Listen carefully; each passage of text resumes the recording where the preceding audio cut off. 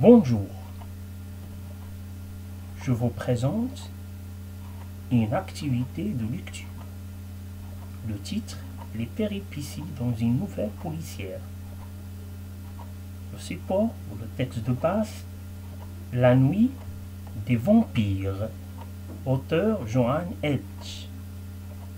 Niveau 3e année secondaire collégiale. L'objectif de cette leçon, étudier les péripéties de la nouvelle policière. Alors, le texte figure dans le livret de l'apprenant et l'apprenante, passerelle, page 149.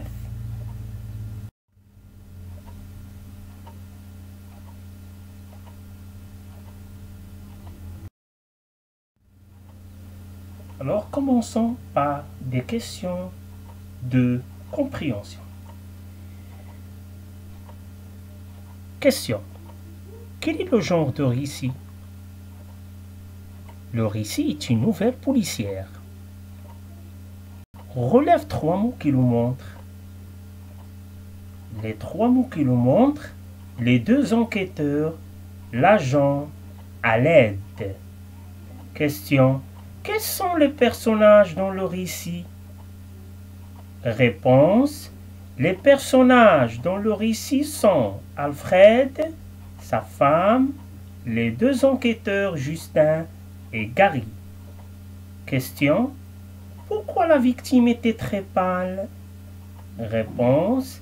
La victime était très pâle car elle avait subi une morsure. Question. Relève dans le texte un mot écrit en rouge. Trouve le sens de ce mot. Le mot écrit en rouge, vampire.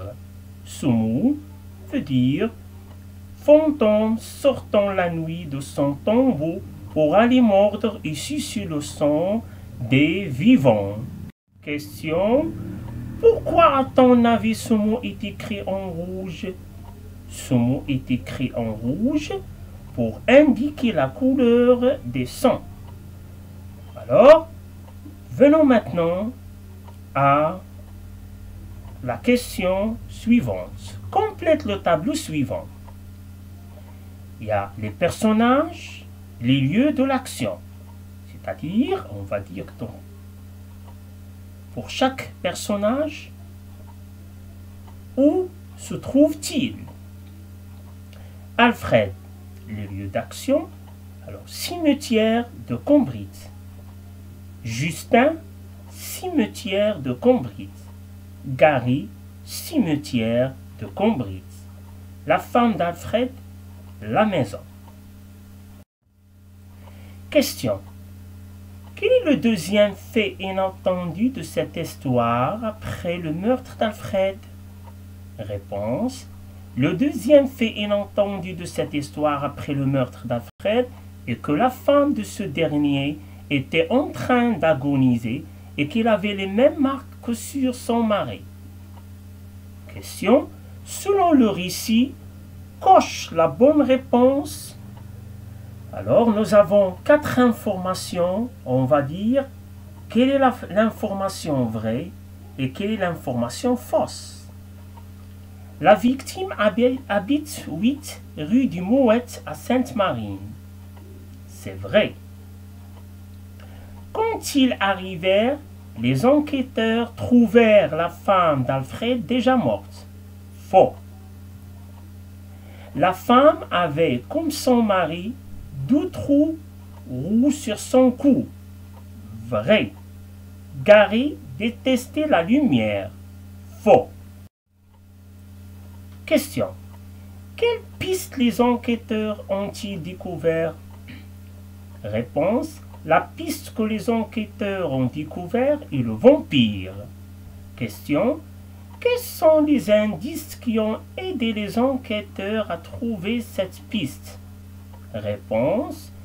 Les indices sont les 2 points rouges sur le cou d'Alfred et sa femme, la morsure, le cru de la femme à l'aide. Maintenant, un tableau où il y a des éléments qui sont en désordre. La question remet en ordre les éléments suivants en les numérotant pour reconstituer les péripéties des textes. Ils ont trouvé la piste des vampires, les enquêteurs ont trouvé les indices, les enquêteurs examinent le cadavre d'Alfred, ils ont découvert le cadavre de la femme d'Alfred, les enquêteurs se sont déplacés au domicile de la victime. Alors, pour reconstituer les péripéties des textes, alors le premier élément c'est les enquêteurs examinent le cadavre d'Alfred. Le deuxième, les enquêteurs se sont déplacés au domicile de la victime. 3. Ils ont découvert le cadavre de la femme d'Alfred. 4. Les enquêteurs ont trouvé les indices. 5. Ils ont trouvé la piste des vampires. Complète à partir des textes le tableau suivant. Or, un passage narratif, un passage descriptif, un dialogue. Il est demandé dans cette question de relever dans le récit La nuit des vampires un passage narratif, un passage descriptif et un dialogue.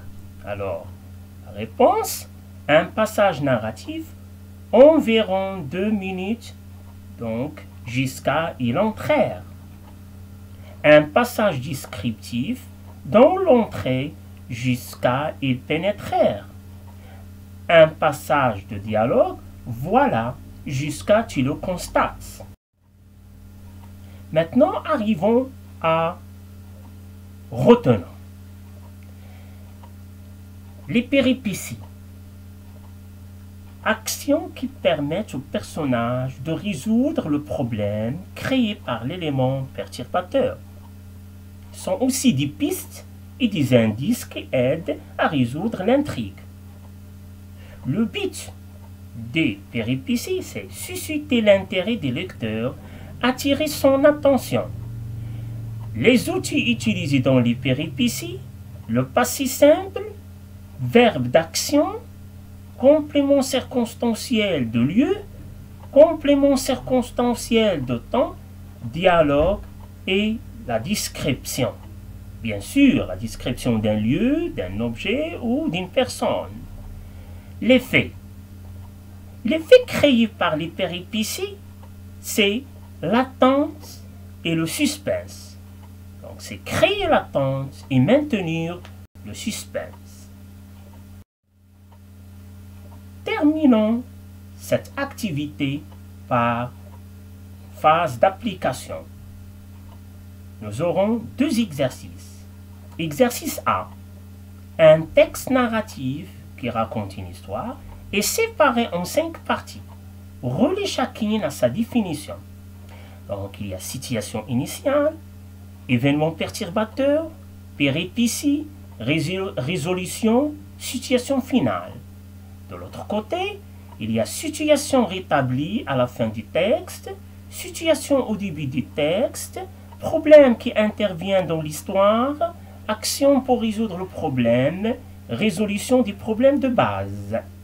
Alors, la réponse, la situation initiale, c'est quoi? La situation initiale, c'est une situation au début du texte. 2. Événement perturbateur, c'est problème qui intervient dans l'histoire. 3. Péripéties, ce sont des actions pour résoudre le problème. Alors, il reste résolution et situation finale. Donc, résolution, c'est résolution du problème de base. Enfin, situation finale, c'est une situation rétablie à la fin du texte. C'est la fin de l'histoire. Exercice B. Dans le récit suivant, dégage la partie où figurent les péripéties. Alors, c'est un récit, c'est-à-dire un texte narratif, il y a un narrateur qui raconte une histoire. Dans ce récit, il est demandé de dégager la partie où figurent les péripéties, c'est-à-dire où commence la partie des péripéties, où se termine. Alors, notre leçon prend fin. Je vous remercie et à la prochaine pour une autre leçon.